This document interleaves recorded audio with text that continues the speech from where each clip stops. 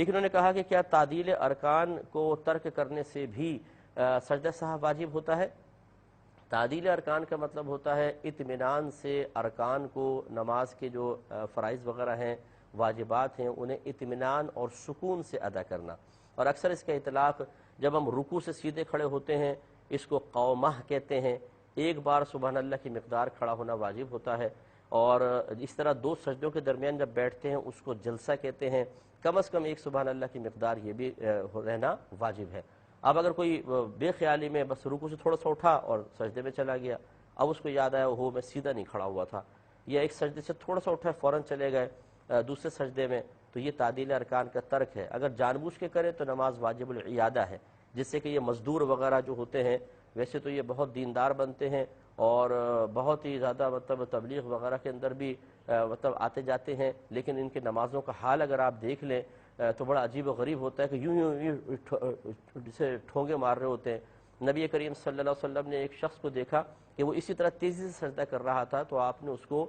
فرمایا کہ یہ بالکل ایسے نماز پڑھ رہا ہے جیسے مرغا دانہ چگتا ہے، دیکھا آپ نے کیسے تیزی سے وہ چگتا ہے، تو ایسی بات سجدے کرتے ہیں۔ تو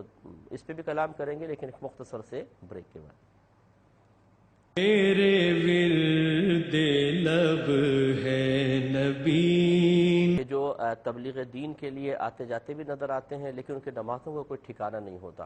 اب اس کا مطلب یہ نہیں ہے کہ انہیں نماز سکھائی نہیں جا رہی، لیکن میرے خیال میں وہ اس کو قبول کرنے کے لیے بھی تیار نہیں ہوتے ہیں، اور اتنی مزہ کا خیز ایک تو نماز پڑھتے ہوئے یوں دیکھ رہے ہوتے ہیں آسمان کی طرف، پوری مسجد کا نظارہ کر رہے ہوتے ہیں۔ دوسرا پھر وہ جب سجدے کے اندر جاتے ہیں تو پھر فوراً بس رکوع میں بھی ایسے ہوتا ہے کہ یوں رکوع میں گئے، تھوڑا سا اٹھیں گے، پورا نہیں کریں گے، ایک دم سجدے میں چلے جائیں گے، پھر ایک سجدے سے سر اٹھایا پھر فوراً دوسرے سجدے کے اندر۔ ایسے لوگوں کی نمازیں نہیں ہو رہی ہیں، یاد رکھیں، کیونکہ ترک واجب لازم آ رہا ہے، فرضیت سر سے اتر جائے گی، لیکن ان نمازوں کا آخرت میں بڑا وبال ہے۔ نبی کریم صلی اللہ علیہ وسلم نے ایک اعرابی کو اسی طرح نماز ادا کرتے ہوئے دیکھا، وہ قریب آئے، انہوں نے سلام کیا، نبی کریم نے ارشاد فرمایا کہ جا کے نماز پڑھو، اس لیے کہ تم نے نماز نہیں پڑھی۔ انہوں نے دوبارہ پڑھ کے واپس آیا، سرکار سلام کیا، سرکار نے جواب دیا، پھر فرمایا تم جا کے نماز پڑھو کیونکہ تم نے نماز نہیں پڑھی۔ دو تین دفعہ ایسی معاملہ ہوا تو انہوں نے کہا رسول اللہ پھر مجھے آپ تعلیم فرمائیے، مجھے تو ایسی نماز آتی ہے۔ تو پھر سرکار صلی اللہ علیہ وسلم نے یہ ارشاد فرمایا کہ آپ اطمینان سے سیدھے وقار کے ساتھ کھڑے ہوں،